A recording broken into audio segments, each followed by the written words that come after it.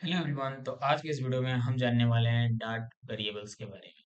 चलिए शुरू करते हैं। तो वेरिएबल्स क्या होते हैं? तो देखिए, वेरिएबल्स और कुछ नहीं, वेरिएबल्स एक कंटेनर होते हैं जो कि डेटा स्टोर करते हैं। ठीक है।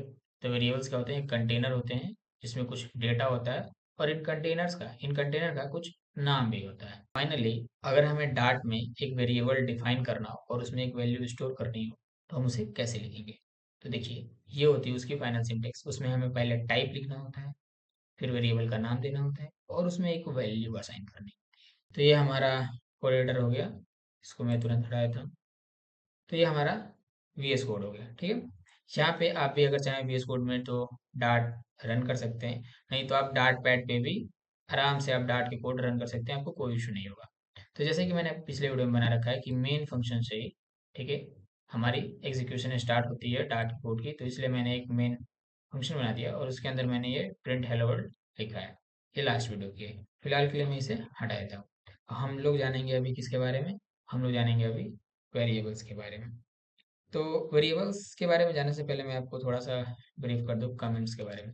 देखिए, अगर डार्ट में हमें कमेंट देना हो ना, तो डबल स्लैश हम लिखेंगे तो इससे कमेंट हो जाएगा। कमेंट्स वो होते हैं जो कि एग्जीक्यूट नहीं होते हैं। तो ऐसे स्टेटमेंट जो एग्जीक्यूट नहीं हो उन्हें हम एक तरह से कह सकते हैं कि कमेंट्स होंगे। ठीक है। तो इसे मैं कह देता हूँ कमेंट्स। ठीक है, कमेंट लिख देता हूँ। अब दो तरह के कमेंट होते हैं, सिंगल लाइन कमेंट और मल्टी लाइन कमेंट। यानी कि अगर मैं डबल स्लैश लिख दूँ तो ये सिंगल लाइन कमेंट हो गया, अगर मैं दूसरे लाइन में जाकर कुछ लिखूँ तो वो कमेंट नहीं होगा। ठीक है। तो और अगर मुझे मल्टी लाइन कमेंट देना हो, यानी कि मल्टीपल लाइन लिख के और मुझे कमेंट देना हो, तो मैं क्या करूँगा? देन स्टार, और इसमें मैं कुछ भी लिख सकता हूँ, एंड आगे चल के फिर स्टार और स्लैश। अब यहाँ देखिए, इन दोनों स्लैश के बीच, स्लैश और स्टार के बीच मैं चाहे जितने भी लाइन लिखूँ, वो सारे कमेंटेड होंगे और ये एग्जीक्यूट नहीं होंगे। वेरिएबल्स या फिर मैं कहूँ कि डेटा टाइप्स कई तरह के होते हैं। फॉर एग्जांपल, अगर मुझे नंबर स्टोर करना हो तो नंबर के लिए अलग डेटा टाइप है, और नंबर में भी अगर मुझे इंटीजर स्टोर करना हो तो इंटीजर के लिए अलग, अगर मुझे डेसिमल नंबर स्टोर करना हो तो उसके लिए अलग, फिर अगर मुझे टेक्स्ट स्टोर करना हो तो उसके लिए अलग। चलिए बिना बात किए हम लोग लिखना शुरू करते हैं। तो अगर मुझे नंबर यानी कि इंटीजर स्टोर करना हो तो इंट नाम की एक डेटा टाइप होती है। ठीक है। तो पहले मैंने क्या किया? पहले मैंने उसे टाइप लिखा है। ठीक है। फिर टाइप के बाद मैं उसका कुछ नाम लिख देता हूँ, यानी कि ए मैंने उसका नाम दे दिया, और इसमें कुछ वैल्यू असाइन कर देता हूँ। वैल्यू में मैंने वन असाइन कर दिया। ठीक, यहाँ पे मैं इसका, अगर मैं सिंटेक्स एक बार फिर से लिख दूँ तो हमें क्या होता है? पहले हमें टाइप लिखना होता है, उसके बाद से हमें वेरिएबल नेम लिखना होता है, एंड इसमें कुछ वैल्यू असाइन कर देनी होती है।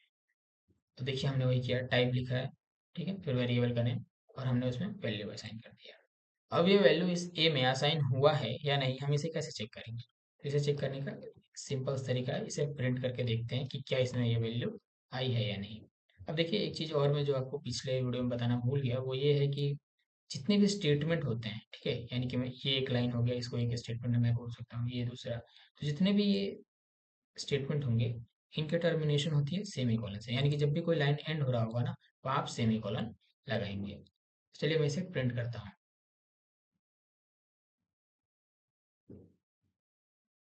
अब अगर आप नोटिस करेंगे तो यहाँ पे वन प्रिंट होके आया है। मैं इसको एक बार क्लियर कर देता हूँ ताकि आपको, मैंने इसे क्लियर कर दिया और मैं दोबारा से इसे रन करता हूँ। तो यहाँ देखिए, यहाँ पे वन प्रिंट होके आया है, क्योंकि हमने यहाँ पे लिखा है। अब ये हो गया हमारा इंटीजर वैल्यू। अब देखिए, अगर यहाँ पे मैंने एक बार ए में वन रख दिया, और मैं चाहता हूँ कि ए में अब मैं इस बार फाइव रखूँ, तो दोबारा से मुझे डेटा टाइप लिखने की ज़रूरत नहीं होगी। क्यों नहीं होगी? क्योंकि मैंने पहले ही ए नाम की एक कंटेनर यानी कि एक वेरिएबल को डिफाइन कर दिया है कि इसमें हमेशा इंटीजर ही स्टोर होगा। तो दोबारा से मुझे इसे डिफाइन करने की ज़रूरत नहीं है, और अब इस बार मैं डायरेक्टली इसमें वैल्यू असाइन कर दूंगा। ठीक है। और ये भी मैं आपको साथ साथ बता दूं कि एक बार आपने एक, अगर कोई वेरिएबल डिफाइन कर दिया, जैसे कि मैंने ए को इंटीजर डिफाइन कर दिया, तो दोबारा अगर मैं चाहूँ कि ए को, अब मैं इसमें कुछ और डेटा टाइप अगर डिफाइन करना चाहूँ, जैसे कि अगर मैं स्ट्रिंग डिफाइन करना चाहूँ, तो मैं नहीं कर सकता हूँ। यहाँ पे देखिए एरर आ रहा है। साथ ही साथ मैं इसे इंटीजर ही डिफाइन करूँ दोबारा से, फिर भी इसमें एरर आ रहा है, क्योंकि ये कह रहा है कि ये ऑलरेडी डिफाइंड है। ठीक है। यानी कि एक बार में अगर कोई एक नेम हमने एक वेरिएबल को डिफाइन कर दिया है, तो उसके बाद से हम उस नेम को दोबारा बस असाइन कर सकते हैं उसमें वैल्यू, हम उसे दोबारा से डिफाइन नहीं कर सकते हैं। तो देखिए यहाँ पे मैंने अब ए में 5 स्टोर कर दिया। देखता हूँ प्रिंट होके कि क्या ये प्रिंट हो रहा है या नहीं। तो यहाँ देखिए ये 5 प्रिंट हो रहा है। अब हम आगे बढ़ते हैं और अब हम देखते हैं कि अब हमने इंटीजर स्टोर कर लिया, क्या ए में मैं 5.5 स्टोर कर पाऊंगा या नहीं। तो आप यहाँ देखेंगे, यहाँ पे आ रहा है कि नहीं, नहीं, ये एक डबल वैल्यू है और ये इंटीजर टाइप वेरिएबल में स्टोर नहीं होगा। यहाँ देखिए, a value of type double can't be assign to a variable of type int. यानी कि ए जो है ये है हमारा इंटीजर और 5.5 डबल है। डबल का मतलब डेसिमल, ठीक है। यानी कि डबल जो है वो इंटीजर टाइप के वेरिएबल में स्टोर नहीं हो सकता है। तो इसके लिए क्या होगा, इसके लिए हमें एक डेटा टाइप डिफाइन करनी होगी और उस डेटा टाइप का नाम है डबल। डबल, इसका नाम मैं रख देता हूँ बी, ठीक है। अब हमने क्या किया कि बी में हमने 5.5 स्टोर किया और अब ये कोई एरर नहीं दे रहा है। चलिए मैं इसे प्रिंट करके देखता हूँ। यहाँ देखिए, यहाँ पे 5.5 प्रिंट हो चुका है। जैसे आपने यहाँ पे ए को दोबारा से असाइन किया, वैसे ही यहाँ पे बी को भी मैं कोई और वैल्यू असाइन कर सकता हूँ, ठीक है। अब हम आगे बढ़ते हैं और हम देखते हैं कि अगर हमें कोई टेक्स्ट, ठीक है, अगर कोई हमें टेक्स्ट स्टोर करना हो तो उसके लिए हम क्या यूज कर सकते हैं। तो उसके लिए जो डेटा टाइप होता है उसको हम कहते हैं स्ट्रिंग, ठीक है। String name is equal to एफशाला। अब यहाँ देखिए एक चीज, ये डेटा टाइप है, यानी कि स्ट्रिंग एक डेटा टाइप होता है, ठीक है। इसमें हम टेक्स्ट स्टोर करते हैं और जब भी हम टेक्स्ट लिखेंगे उसे हम डबल इन्वर्टेड कॉमा में लिखेंगे, ठीक है। इसे सिलेक्ट करते हैं, इसका टाइप बता दे रहा है कि ये स्ट्रिंग है। जब भी स्ट्रिंग लिख रहे होंगे वो एक डबल इन्वर्टेड कॉमा में होगा। सॉरी, जब भी हम कोई टेक्स्ट स्टोर करेंगे तो एक डबल इन्वर्टेड कॉमा में होगा। मतलब ये बिल्कुल भी नहीं है कि केवल यहाँ अल्फाबेट्स ही होंगे। अगर मैं चाहूँ तो यहाँ नंबर्स भी लिख सकता हूँ और अगर मैं उसको डबल इन्वर्टेड कॉमा में रखा हूँ तो ये एक स्ट्रिंग है, ठीक है। ये एक नंबर नहीं है, ये एक स्ट्रिंग है, ठीक है। ये बात आप ध्यान में रखिएगा। यहाँ पे फिर से नाम लिख देता हूँ एफशाला।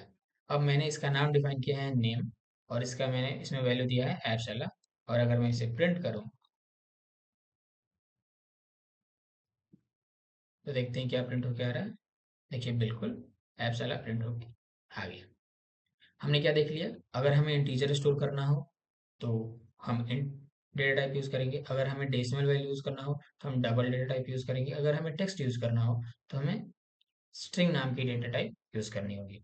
साथ ही साथ अगर हमें ट्रू और फॉल्स यूज करना हो तो उसके लिए क्या करना होगा, उसके लिए एक बूल, ठीक है, एक बूल नाम की डेटा टाइप होती है, हमें उसे यूज करना होगा, ठीक है। अगर मैं मान लीजिए बूल और मैं मानता हूँ कि इस बार मैं सी दे देता हूँ या फिर एक्स और इसका मैं वैल्यू दे देता हूँ फॉल्स, ठीक है। बूल क्या है, एक ये डेटा टाइप है, ठीक है, इसे बूलियन भी कहते हैं।